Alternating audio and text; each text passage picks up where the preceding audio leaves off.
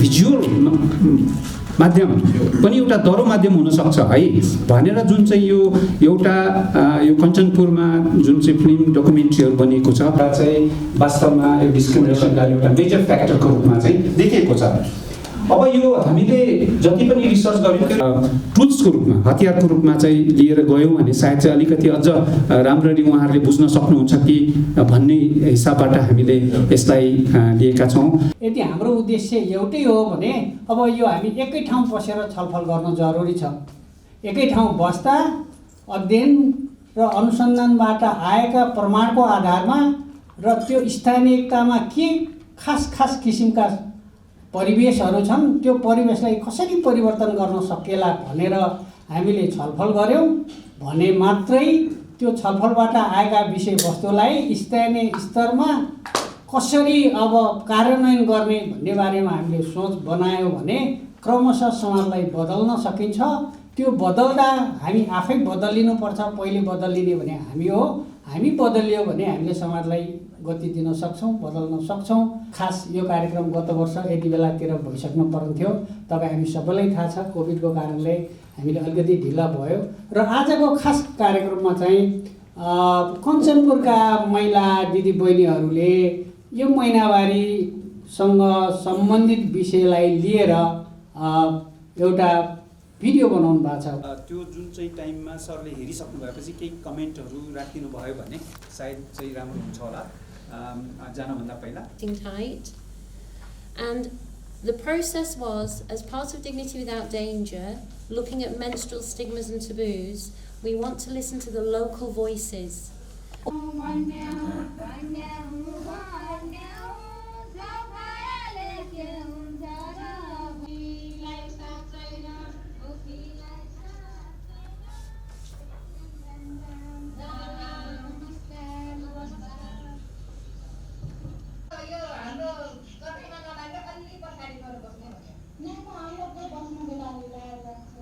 अनि त्यो लिन्छ भएको बेला हजुरले के युज गर्नुहुन्छ कपडामा? प्याड युज गर्नुहुन्छ कि देख्ला यस्तो भयो यस्तो हुने भन्ने के लाग्दैन हजुरलाई? छोरीहरू महिनावारी हुँदा के गर्छौ? बेलामा घाँस छोरीहरूलाई पटाउँछ कि नै? छोरी महिनावारी भएको बेलामा कहाँ सुकाउनुहुन्छ तपाईँले? कोठाइमा भित्रै भारी खुल्न नाच्नु, पेट दुखेर साध्यै पेट दुख्या छ, के गर्नु सही छ। कहाँ जाँदैछौ? पूजापाठ गरेर अब घरमा जाइरहेछु। आन्टी तपाईँहरूलाई किन बस्नु भएको?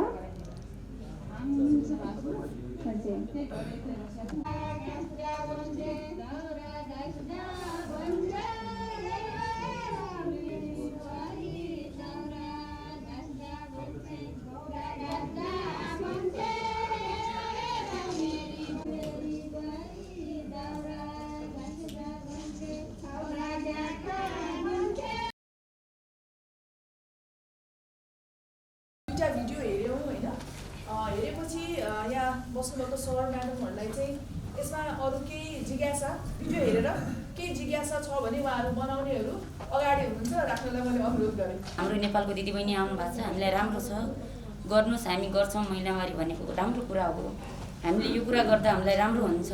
तपाईँहरू नडराउनुहोस्, राम्रोसँग लाग्नुहोस्, भन्नेलाई भन्न दिनुहोस्, कुरा गर्नेलाई गर्न दिनुहोस्, कुरा काट्नेलाई काट्न दिनुहोस्। तर हामीलाई हाम्रो प्रतिनिधि त्यो ओडा सरकारले पनि हामीलाई धेरै सहयोग पनि गर्नुभएको थियो अनि उनीहरूले पनि हुन्छ हामी गरौँ।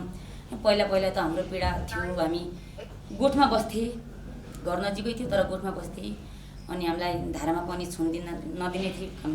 पानी तिर्खा लागे पनि घरमा मान्छे नभएको बेला त्यत्तिकै बस्नु परेको थियो। त्यो अहिले हामीलाई राम्रो भएको छ। जति बेला किशोरी त्यो सारा पार्करको किशोरीहरूको कार्यक्रम थियो त्योदेखि हामीलाई एकदम राम्रो भयो, हामीलाई खुसी लाग्यो। तिनीले धेरै राम्रो कार्यक्रम गरे अनि त्यहाँदेखि दिदी सारा वुमन पनि जानुभयो अनि लक्ष्मी दिदी पनि जानुभयो, सुषमा बहिनी पनि जानुभयो। हामीलाई धेरै राम्रो कुरा सिकाउनु भयो। जो बुढापाकाहरू अझ पनि भन्छन् होला तिनीहरू आएर पूजा गर्न जाऊ भन्छन्, तिमीहरू जानेहरू पूजा गर्न जाऊ भनेको छैन। यिनीहरूले आफ्नो कोठामा सुरक्षा साथ बस्नुहोस्, खानपिनमा राम्रो गर्नुहोस् भनेर हामीलाई सिकाएका छन् भनेर हामीले उनलाई बुझाए। त्यहाँदेखि हामीलाई राम्रो छ दिदी। फलामले चाहिँ फलामै काट्छ भन्छ नि, त्यहाँ चाहिँ महिलालाई दुःख दिएको मैले बुझ्छु। त्यो चाहिँ पूर्वदेखि पश्चिम महाकालीसम्म हो भन्छु म चाहिँ। पूर्वमा पनि एकछिन भन्नुहोस्, हामी त पूर्वको पनि हौँ। मेरो आमाले बुहारीलाई छोरीलाई त्यो खालको व्यवहार नगरिदिए पो हुन्थ्यो त। बाबामाले त दाजुभाइ त मतलब गर्दैन नि, होइन? तर त्यहाँ चाहिँ आमाले नै त्यो कुरालाई बढी प्राथमिकता दिने भएको हुनाले बिग्रेको हो। तपाईँहरूको त झन् त्यसमा त पूर्ण रूपमा महिलाले नै गरेर छ। हामीले भोगेका छौँ, तिमीहरू पनि भोग जस्तो गर्छन् कि त्यो छ। पुरुषलाई त्यसको बारेमा केही थाहै छैन, उनीहरूलाई दुःखै छैन। दुःख भनेको त आइमाईले हो नि। आफूमाथि परेको पीडालाई चाहिँ नि सङ्गठित भएर जुन खालको यो छोपडी प्रथालाई अथवा महिनावारीमा भेदभाव गर्ने प्रथालाई चाहिँ अन्त्य गर्नको लागि तपाईँहरूले मिहिनेत गर्नुभयो। यो चाहिँ नि अब पश्चिममा मात्रै होइन, यहाँ अब सहर बजार काठमाडौँका वरिपरि सहर बजार पनि यस्तो खालको त्यहाँभन्दा अलिक फरक छ। छोपडीमा बस्न पर्न तर भेदभावको कुरा चाहिँ छ। खास गरेर यो अरू जातिभन्दा बाहुन क्षेत्रमा अझ बढी छ, त्यस्तो खालको छ। त्यसमा चाहिँ नि अब यसले वास्तवमा राम्रै सकारात्मक प्रभाव दिएको कुरा तपाईँहरूले पनि अनुभव गर्नुपर्छ। मलाई चाहिँ के लाग्छ भने यो चेतनामूलक कार्यक्रम भएको हुनाले यसमा चाहिँ नि अलिकति यो फिल्म बनाउँदाखेरि चाहिँ अलिकति यसको सानो यो महिनावारीकोले बेलामा के गरिन्छ भन्ने बारेमा अलिकति माथिबाट केही व्याख्या गरेर अनि त्यसपछि फिल्म हेर्न पाउँदाखेरि चाहिँ नि अलिकति अझ त्यसलाई बुझ्नलाई सही हुन्थ्यो, चेतना अझ बढी जान्थ्यो। देख्नुभयो फिल्ममा हेर्दाखेरि अलिकति विकसित रूप जस्तो देखियो। अब चाहिँ सुन्दाखेरि पढ्दाखेरि त अलिकति फरक किसिमको थियो छाउगोठ भनेको त, होइन? तपाईँहरूको त्यो फिल्मको छाउगोठ त एकदम अलिकति उन्नत भएको जस्तो देखिन्छ। सुदूरपश्चिमको स्थितिको बारेमा वर्णन गरेर बनाउनु भएको छ। अब त्यहाँका स्थानीय बोलिने भाषाले अन्य ठाउँलाई यो अलिकति अब हामी जतिकोले नै अलिकति बुझ्न गाह्रो छ भने यहाँका महिलाहरूले बुझ्न त झन् गाह्रै हुन्छ।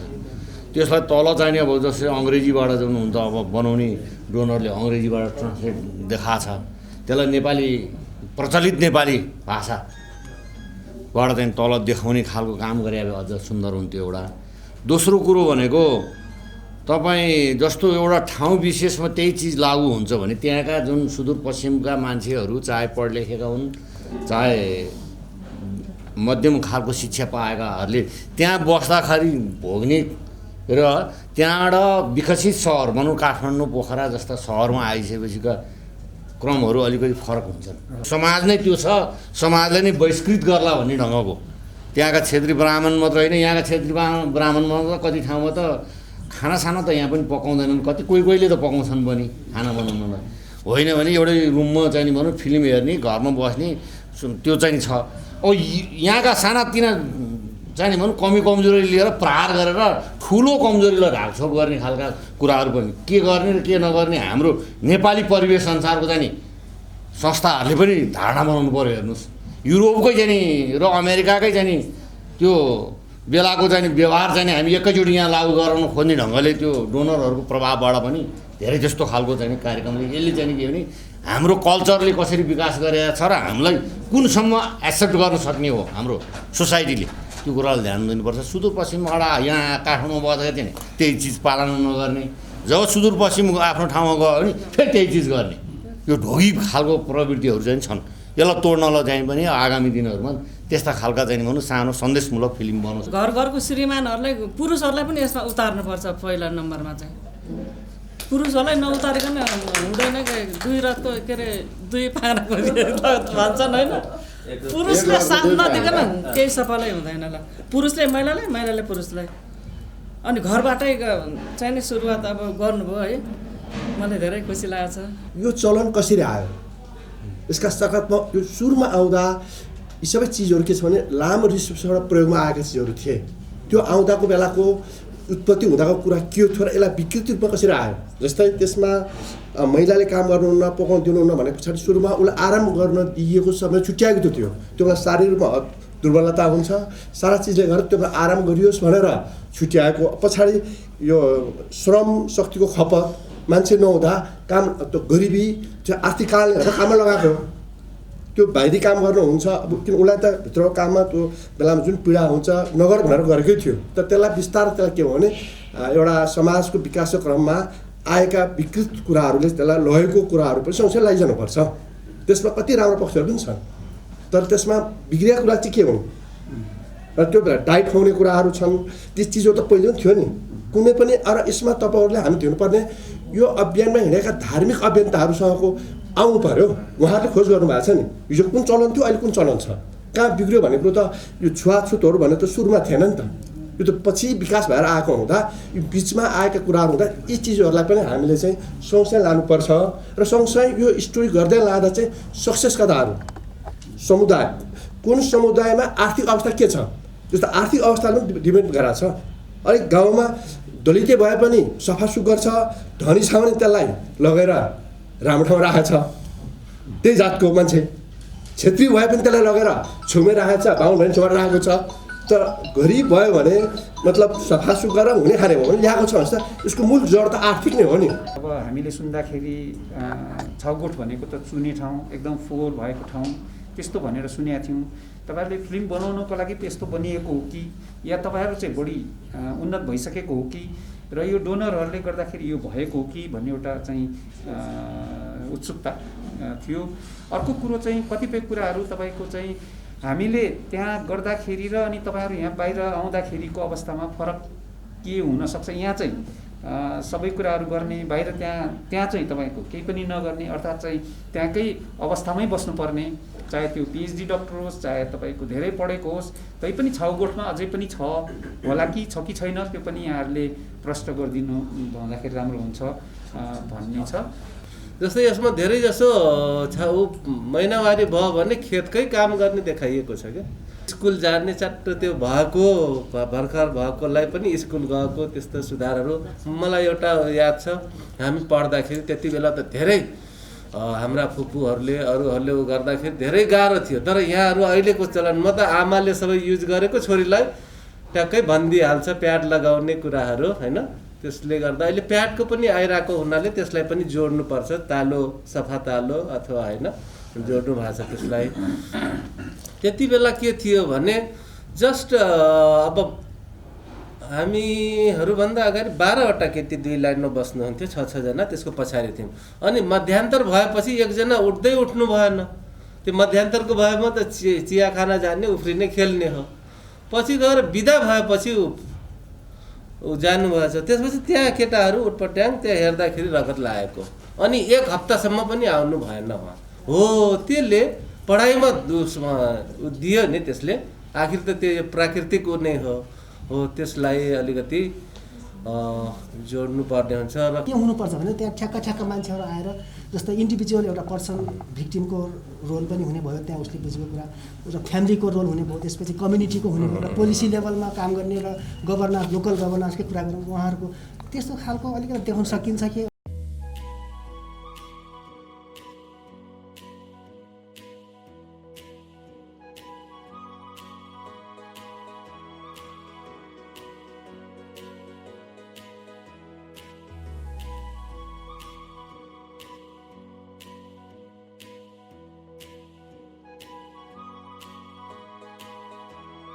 जस्तो म पनि पूर्वमा जन्मेको, झापामा जन्मेको, स्वास्थ्यमा काम गरिरहँदा भर्खरै 15 दिन अगाडि मात्रै म बैतडी बजाङसम्म यो किशोर किशोरीको प्रजनन स्वास्थ्यमै 2 हप्तासम्म त्यतै हुँदै म एकछिन काम गरेर आएँ। त्यसले गर्दाखेरि यो हाम्रो भौगोलिक तथा सांस्कृतिक विविधता त धेरै ठुलो छ। मेरो विचारमा सबै कुरा एकै ठाउँबाट एउटै भाषाले मात्रै त समेट्न सकिँदैन। आवश्यकताको आधारमा त्यसलाई मैथिलीमा ट्रान्सलेट गरेर फेरि डकुमेन्ट्री बनाउन सकियो। त्यसरी समेट्यो भने चाहिँ यहाँहरूको डकुमेन्ट, यो फर्स्ट डकुमेन्ट पनि अरू ठाउँहरूमा पनि प्रभावकारिता दिन्छ। त्यहाँको लागि त त्यही भाषा चाहिन्छ। नेपाली पर्वतीय भाषा गरेर त्यहाँ बुझिँदैन फेरि होइन। टोलको कुराहरू हामी माइग्रेसन भएर पहाड बैतडी दार्चुला अछाम बझाङबाट आएको मान्छे कञ्चनपुर र हाम्रो हिन्दू धर्म विचित्रको छ। पूर्वदेखि लिएर पश्चिमसम्म विभिन्न किसिमका संस्कारहरू छन् र त्यो भित्र पनि सुदूरपश्चिममा पनि 2-3वटा जिल्लामा यो जो महिनावारी छ यसलाई अलि नयाँ तरिका, अर्कै तरिकाले, सोच्नै नसक्ने तरिकाले मनाउने प्रक्रिया छ। अलि यतातिर बैतडी दार्चुला डनलद्रातिर चाहिँ अलि फराकिलो तरिकाले छ। उहाँहरू सबै हामी यसो हेर्दाखेरि बैतडी डनलद्रा दार्चुलातिरको मान्छेहरूले बनाएको र फेरि बैतडी दार्चुला र डनलद्राबाट माइग्रेसन भएर कञ्चनपुरको त्यो पनि बेतकोट 5मा हामी बस्दा र त्योलाई पनि हामीलाई ठुलो पीडा लागिरहेछ। र अछाम र बझाङ र बाजुराका मान्छेको पीडा हेर्दा झनै ठुलो दर्दनाक छ। अनि त्यो बेला चाहिँ उहाँहरूले ल एक दिनभरि चाहिँ वर्कसप बनाएको हो कि त्यो पनि अरूलाई नछोड्ने गरिकन अरू बाँकी सबै कामहरू गर्ने त्यो खालको चाहिँ के अरे 5 दिनसम्मको त्यो स्थिति घरमा भएको त्यो हो। तर अछाम भयो बझाङ भयो त्यसपछि गएर चाहिँ बाजुरा साइडको स्थिति के छ त भन्दा घरभन्दा निकै पर 400-500 मिटर पर चाहिँ खोला किनारमा छेउमा असुरक्षित ठाउँमा एउटा चाहिँ मान्छे बस्न लायक नभएको त्यो चाहिँ के अरे त्यो खालको असुविधायुक्त त्यही भित्र आगो बाल्ने त्यो कहिलेकाहीँ निस्सासिएर मर्ने अक्सिजन नहुने त्यो खालको स्थिति चाहिँ के अरे अरू त्यो जिल्लाहरूको हकमा हो। भिडियोमा सामाजिक मुद्दालाई उठाइएको छ जुन महिनावारीको विषय छ यो नेपालको समाजमा गहिरोसँग गढेर जोडिएर आएको विषय हो। यसले एउटा महिलाको समस्या महिलाकै मुखबाट उजागर गरेर धेरै ठुलो सन्देश दिन खोजेको छ जुन सन्देश नेपाली समाज ठाउँ परिवेश गाउँमा उपयोगी हुने लाग्छ मलाई चाहिँ। नीतिमा खासै समस्या हुँदैन यो एउटा सामाजिक कुरीति हो यसलाई प्राकृतिक रूपमा लिनुपर्छ यो जैविक प्रक्रिया हो एउटा भनेर स्वीकार गरिएको छ। अहिलेको समस्या भनेको कार्यान्वयन तहमा हो। अब कार्यान्वयन तहमा सरकारका निकायहरू समाज गैर सरकारी निकायहरू सबै मिलेर गयो भने यसमा सुधार गर्न सकिन्छ। विगतको तुलनामा सुधार भएको पनि छ तर जति हुनुपर्ने त्यति नभएको हुनाले हामीले आफ्ना कामलाई समीक्षा गर्दै कार्यान्वयन तहमा बढी सघन रूपमा लाग्नुपर्ने आवश्यकता देखिन्छ। यो शिक्षित परिवारमा पनि हुन्छ यसलाई त्यही भएर मैले सामाजिक मुद्दाको रूपमा लिएको छु जुन संस्कारसँग जोडिएको छ संस्कृतिसँग जोडिएको छ मूल्य मान्यतासँग जोडिएको छ। त्यसलाई शिक्षाले मात्रै पनि गर्न सक्दैन। यदि शिक्षाले यो मुद्दा समाधान गर्न सक्थ्यो भने साक्षरता बढेसँगै यसको न्यूनीकरण हुँदै जानु पर्थ्यो तर त्यो देखिया छैन नेपाली समाजमा। त्यसो भएर यो सामाजिक मुद्दालाई सम्बोधन गर्नको लागि सामाजिक अभियानकै आवश्यकता पर्छ। जुन कुरीतिहरू छ यसले जुन मान्छेको मूल्य मान्यता धार्मिक पक्षसँग जोडिने गर्छ त्यसलाई चिर्नलाई यो सामाजिक अभियान चाहिन्छ। यसमा शिक्षाले सहयोग गर्छ। शिक्षा मात्रै पर्याप्त होइन कि सामाजिक मूल्य मान्यताको अभियान चाहिँ शिक्षासँग जोडेर लगियो भने यो अलि छिटो गति पाउँछ यसले।